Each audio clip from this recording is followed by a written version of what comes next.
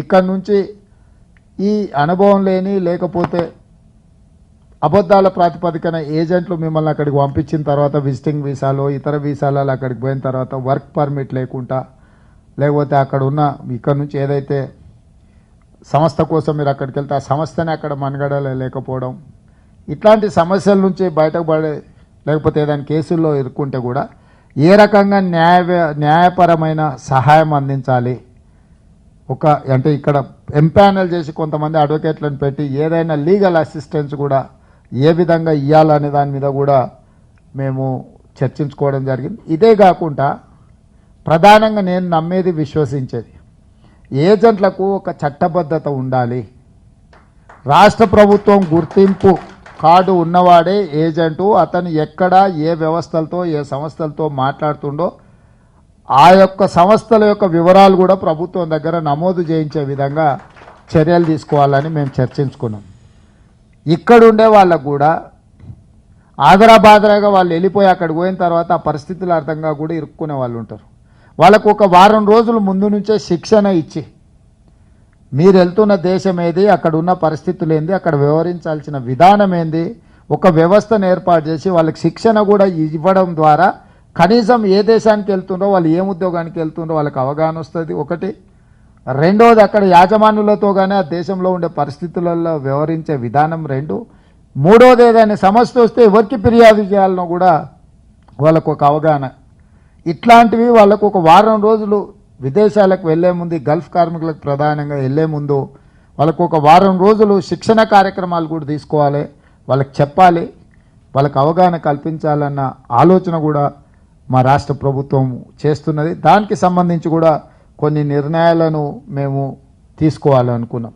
ఎందుకంటే ఎవరైనా ఒక మంచి భవిష్యత్తు కోసమే ఇతర ప్రాంతాలకు వలసపోతున్నారు.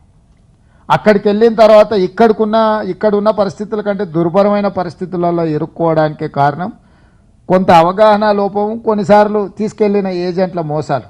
కాబట్టి ఏజెంట్ల చేతుల్లో చిక్కుకొని మోసపోకుండా వెళ్ళే వాళ్ళని కాపాడాల్సిన బాధ్యత ఈ రాష్ట్ర ప్రభుత్వం తీసుకోవాలి. ఈ మైగ్రేషన్స్ అన్నిటి మీద, ఇమ్మిగ్రేషన్ దగ్గర కూడా ఎవరు వెళ్తున్నా ఖచ్చితంగా రాష్ట్ర ప్రభుత్వం దగ్గర నమోదు చేయించుకోవాలి. ఏ ఏజెంట్ కూడా రాష్ట్ర ప్రభుత్వం దగ్గర నమోదు చేయించకుంటే ఏ కార్మికుని కూడా దేశ సరిహద్దులను దాటించడానికి వీల్లేని ఒక పటిష్టమైన వ్యవస్థను తీసుకురావాలన్న ఆలోచన మా ప్రభుత్వం చేస్తున్నది. అదేవిధంగా కొన్ని కుటుంబాలు ఆస్తులు వదులుకొని పోతే ఇక్కడ ఆస్తులు మాయమైపోతున్నాయి. లేకపోతే అక్కడ నుంచి ఏదో డబ్బులు పంపిస్తే ఇక్కడ ఏదో కొనుక్కొని తల్లిదండ్రులు తెలిసి తెలియక ఏదో కొనుక్కుంటే ఆ కొనుక్కున్న ఆస్తి వివాదాలలో చిక్కుంటే వాడు జీవితకాలం కష్టపడి రూపాయి కూడబెట్టిగా వెనక్కి వచ్చి సెటిల్ అవుదాం అనుకుంటే వాళ్ళు ఏమైనా కొనుక్కుంటుంటే, నాట్ ఓన్లీ గల్ఫ్ కార్మికులు అంటే యుఎస్ లాంటి ఇతర దేశాలలో కూడా వాళ్ళు కొనుక్కున్న ఆస్తులకు రక్షణ లేకుండా పోతుంది.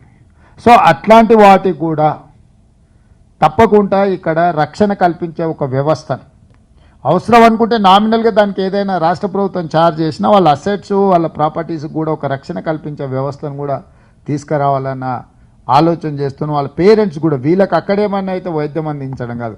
కొన్నిసార్లు తల్లిదండ్రులు ఉంటారు, పిల్లలు బయటికి పోతారు, ఇక్కడ ఎవరు ఉండరు.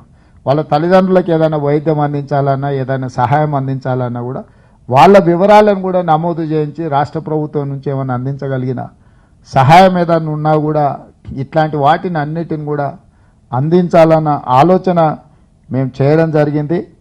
అదేవిధంగా రైతు బీమా, గల్ఫ్ కార్మికుల బీమా, అంటే రైతులకు ఏ విధంగా అయితే బీమా అంటే ఇప్పుడు ఈ 5 లక్షల లెక్క ఎట్లయితే ఇక్కడ రైతులకు ఉన్నదో గల్ఫ్ కార్మికుల కోసం కూడా ఏ రకంగా ఎట్లా చనిపోయినా వాళ్లకు ఒక బీమా వసతి కల్పించి ఆ కుటుంబాలను ఆదుకోవడానికి, అదేవిధంగా పెద్దలు జీవన్ రెడ్డి గారు చెప్పినట్టు వాళ్ళ పిల్లల చదువుల కోసం గవర్నమెంట్ రెసిడెన్షియల్ స్కూల్స్లలో వాళ్ళకి ఎడ్యుకేషన్కి ఒక మంచి విద్యను అందించడానికి కూడా కావలసిన చర్యలు తీసుకోవాలన్న ఆలోచన వీటన్నిటిని కూడా మేము చేస్తున్నాం. ఎందుకంటే ఈ ప్రభుత్వం ప్రజలందరూ కష్టపడి ప్రజలు కోరుకొని తెచ్చుకున్న ప్రభుత్వం. ఈ ప్రభుత్వాన్ని చూసి ప్రజలు భయపడకూడదు అనేదే నా ఆలోచన. ఈ ప్రభుత్వం దగ్గరికి వెళ్తే నాకు ఏదైనా సహాయం జరుగుతుంది, సహాయం జరగకపోయినా సలహా నాన్న ఈ ప్రభుత్వం నుంచి దొరుకుతుంది, సమస్యల్లో సుడిగుండల నుంచి బయటపడడానికి అని ఒక నమ్మకం విశ్వాసం కల్పించాలన్నదే మా ప్రభుత్వం యొక్క ఆలోచన. మా వల్ల సాధ్యం అవుతుందో కాదో మీ సమస్యల పరిష్కారం, కనీసం మీ సమస్యల్ని వినడానికి కూడా మాకు ఓపిక లేకపోతే మేము మిమ్మల్ని ఓట్లు అడగడానికి అర్హత ఉందని నేను అనుకోవడం లేదు. అందుకే ఈరోజు సమయం ఇచ్చి మీ దగ్గరకు వచ్చి మీరు చెప్పేదంతా విని ఎంబడే ఎన్నికల